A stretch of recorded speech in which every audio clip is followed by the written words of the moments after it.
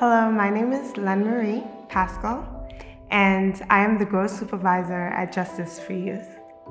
I was born in Trinidad and Tobago. You know, like any child, I was ignorant to the fact that my parents were poor.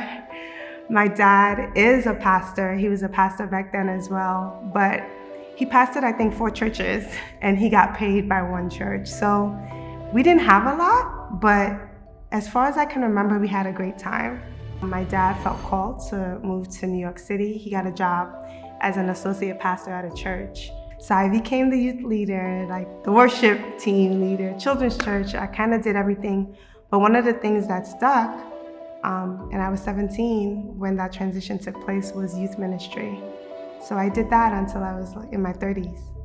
We kind of have a tradition, is really what our youth would call it, that we would go to Coney Island every summer and we would stay there really late for the fireworks and we would dance on the boardwalk. That was our thing, right? So you'd have a whole bunch of kids come out to go to Coney Island, and they brought this girl to my house and they were like, we know that the parent consents have already passed, but can she come? And I said, yeah, sure. So she gave me her consent form. I met her, and she came with us to Coney Island.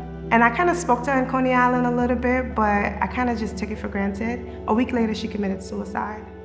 And I remember, and I never shared this with anyone, but I remember feeling extreme guilt, because I'm like, God, you placed her in my care. Even if it was 1 day or 1.5 days, right? She came to my house. You know, I didn't take the time to get to know her. She could have been really struggling with something, and I think at that point I started to question, what am I really doing? Is it my time to sit down? Maybe I'm too distracted. I don't know.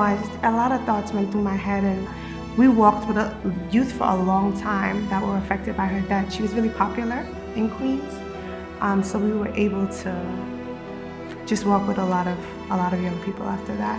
So I think that's what kept me there, just knowing that there was more work to be done, I guess.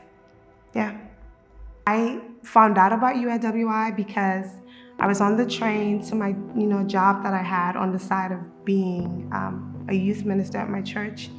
And I Googled urban devotions because I was at a point where I just didn't know what to teach anymore.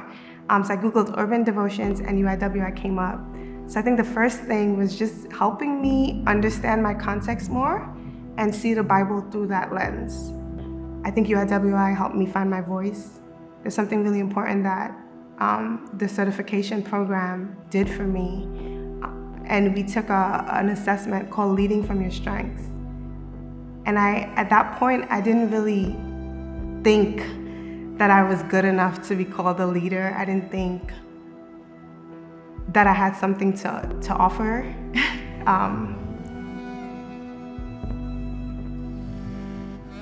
Yeah.